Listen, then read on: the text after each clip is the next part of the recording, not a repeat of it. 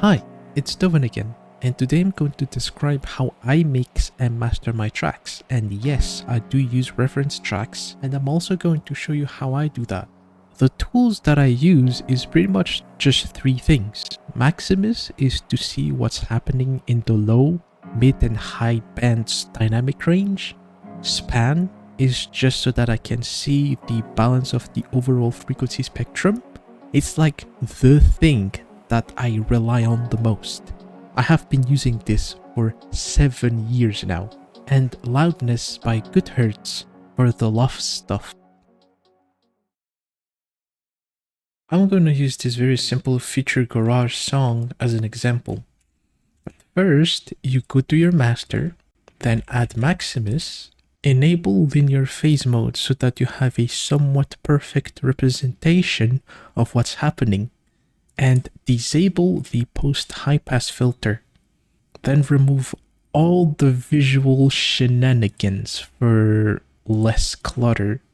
Then add span and choose the mid-side stereo preset. And last, you add a Goodhertz loudness, and you kind of just leave it there. Make sure that the mix knob of 3 of those effects are set to 0. So before we do any referencing, let's go ahead and fix the mix.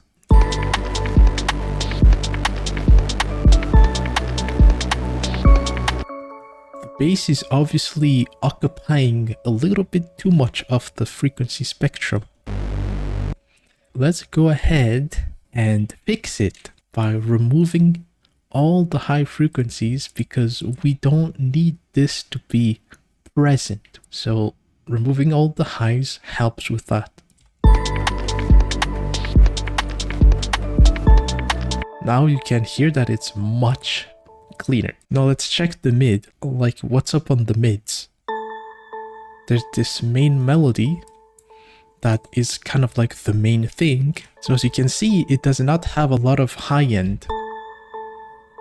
So we should be fine with the high end being occupied by the hi-hats. But the hi-hats are kind of dark. This is when you decide whether you want the hi-hats to be brighter or darker. Personally, I like it darker because it's a feature garage song. It's not like something hype or anything like that. It's a very chill kind of track, so I like it dark. So in fact, I'm going to remove more highs and boost more of the 3K area. And even like shift it down more.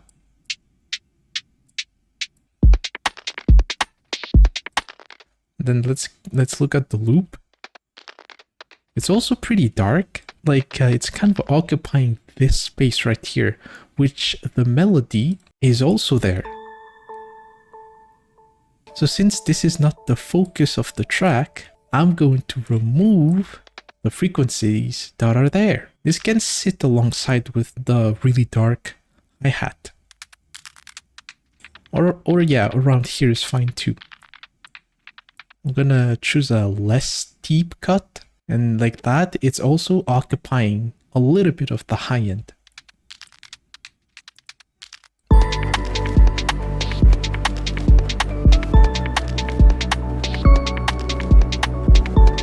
Now the pads are kind of interacting with the melody a little bit. Let's hear it.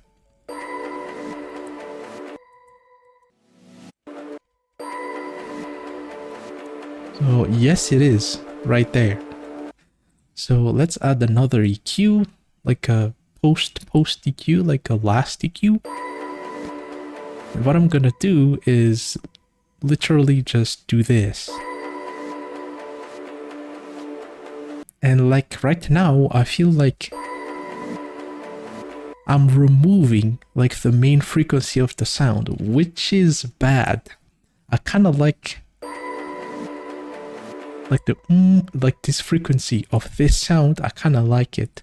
So on the second part of the track, I have the melody muted. So what I can do is literally just remove the cool pad here and let it play here. So in here it doesn't interfere with the melody, and in here it can just shine because there's no melody playing. Now let's check this other pad. This pad is also occupying a lot of low mid. So what I can do now is I can dynamically just remove that frequency just for this part, like here, create an automation clip, like remove it kind of like around here maybe, and in here it can shine again. It is this frequency is quieter in this section, and it's louder in here. Maybe you want to high pass it a little more,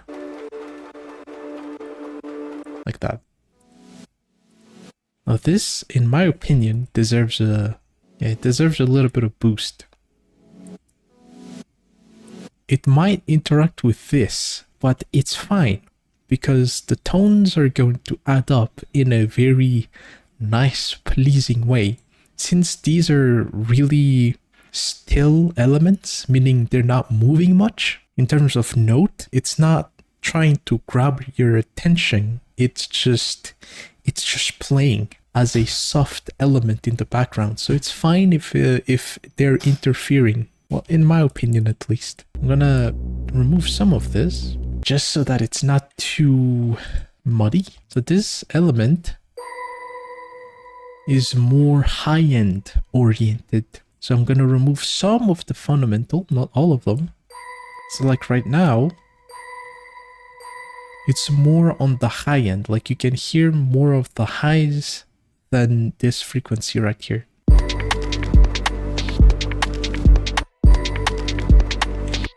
So what I'm gonna do is the same thing I just did with that other pad, so that over here it is high passed, but over here where there's like no melody playing, it can be not so high passed, so that, you know, more room for the melody. Again, we're prioritizing the melody here.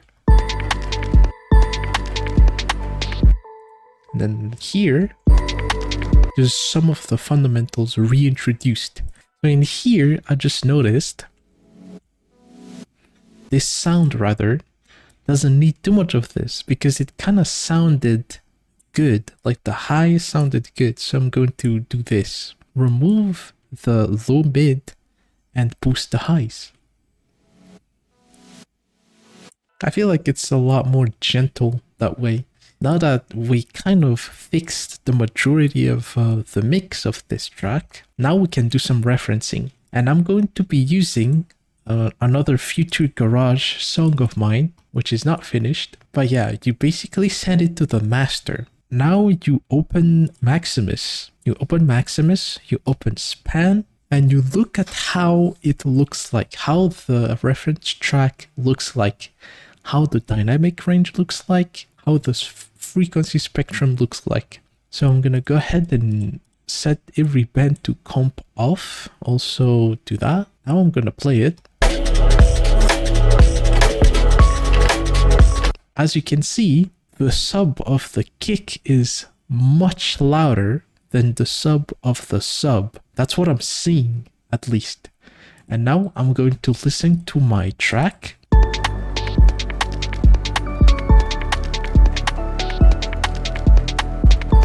The sub of the sub is very quiet compared to the sub of the kick. So what I can do here is I can increase the respace, like the volume of the respace.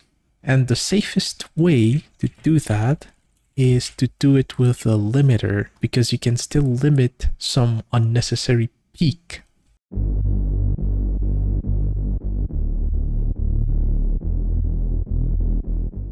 So maybe that's fine, but then we hear more of the mid again. So I'm going to compensate for that by removing some of that mid. Now let's have a look.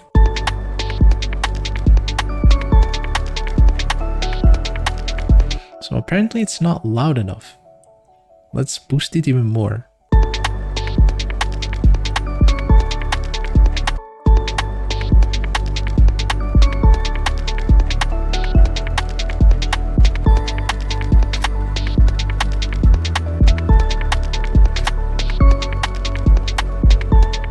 Now I feel like the sub of the kick is too high. For a chill track like this, in my opinion, it's not the best. So what I'm gonna do is literally just decrease the level of the kick.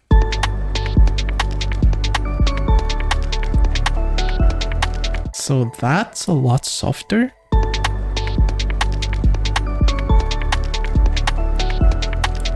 Okay, now it looks great and sounds correct, because you have to remember that you should listen to how good it sounds as well as how good it looks. You can't just rely on how it looks, you have to use your ears also. So I am happy with that decision that I just made. Let's listen to the reference track again and see how it looks in the mids.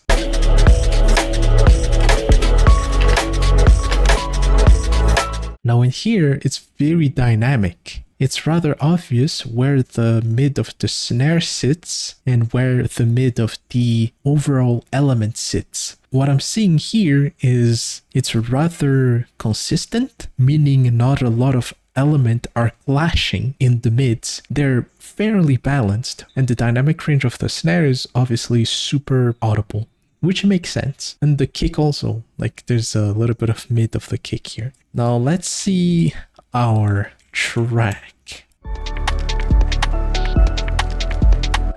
Now it looks here that it's also pretty chill. There's a consistent level and there is an obvious snare peak and kick peak. Yeah, it looks fine, but the elements that are consistent, maybe they're a little too quiet compared to the peak of the drums. So let's fix that by just increasing the volume of the pad. And I'm going to use a limiter again.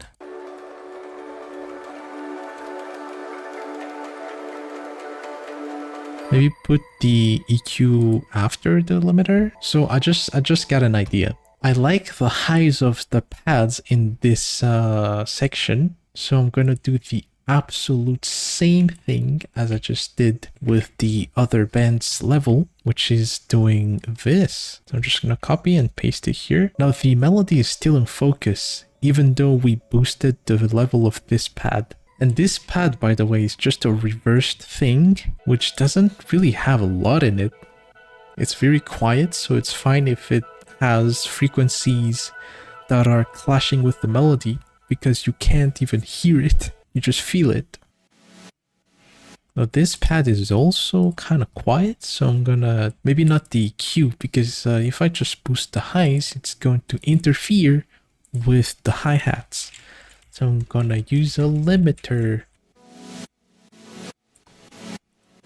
Now it's a lot more balanced. I might as well use a white noise instead of that sound, but I'm not going to be doing that now. But yeah, let's now look at how it looks like in Maximus.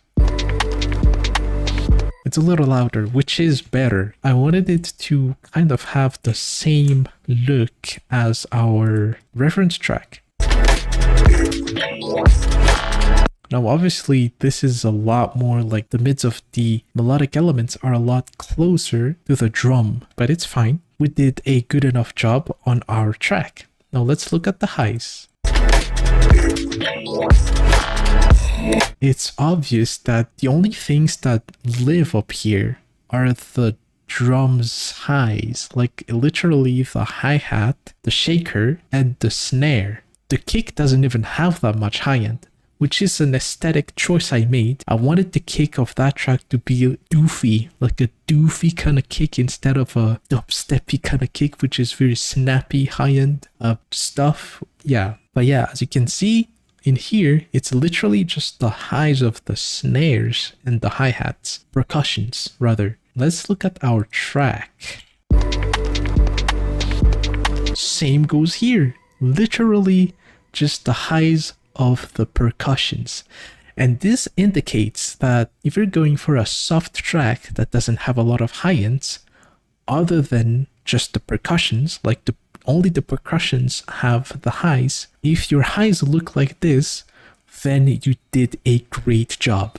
Let's now go to span. And again, I'm going to listen to the reference track. Now the level of the mids are a little bit similar to the level of the lows. And the highs are, it's a little bit quieter than the mids, just a tiny bit, and a little bit quieter compared to the lows. And as you can see, it's a rather flat kind of mix as well. Now let's look at the original track.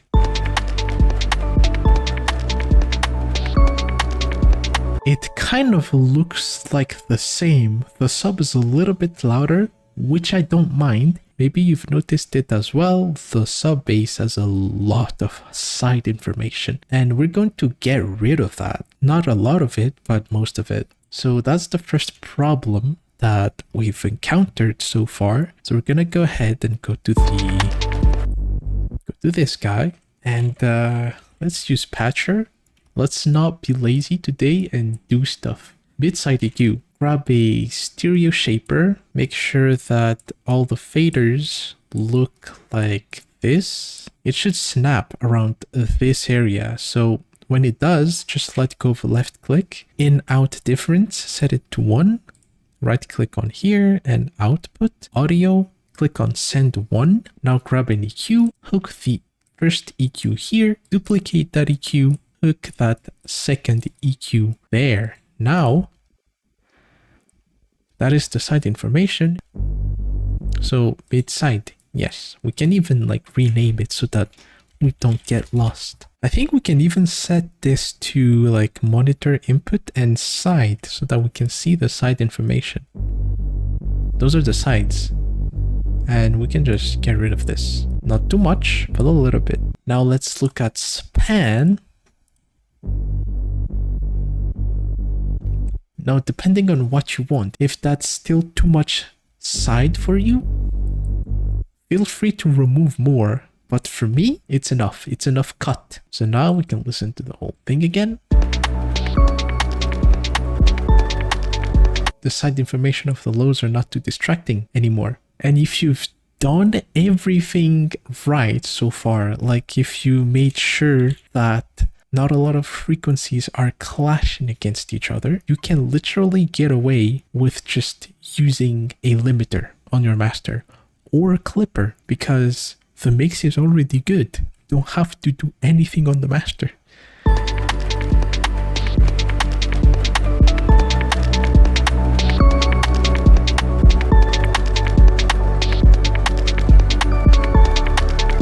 Now I am increasing the ceiling because there's a clipper here. So this clipper is literally going to clip everything. As we can see here,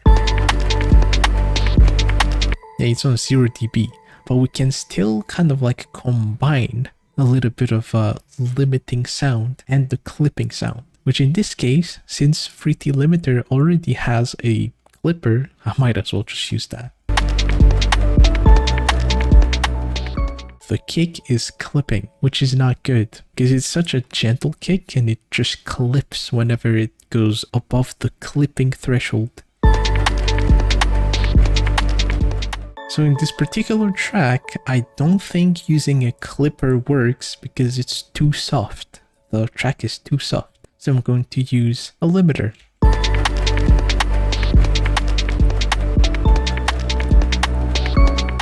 So now that everything is kind of like leveled out, I guess, we can look at the loudness plugin and see how loud it is.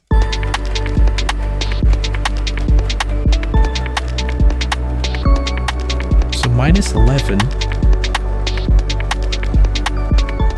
around -11 and -12. Let's listen to our reference track and make sure that when you're listening to your reference track, if you already have an effect on your master, just disable it when you're listening to your reference track.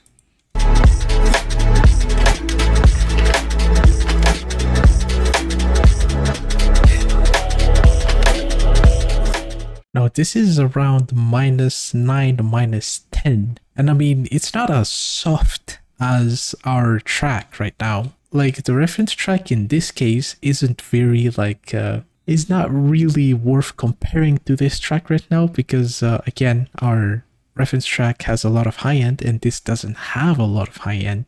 So should you push it louder? If you're making a soft track, then don't do that. If you're making a track that has a lot of high end, then yeah, sure. Apply clipping or saturate more things so that it gets louder. But in this case, this doesn't need any of that. So I think I can just get away with just boosting a little bit of the pre-gain on the master.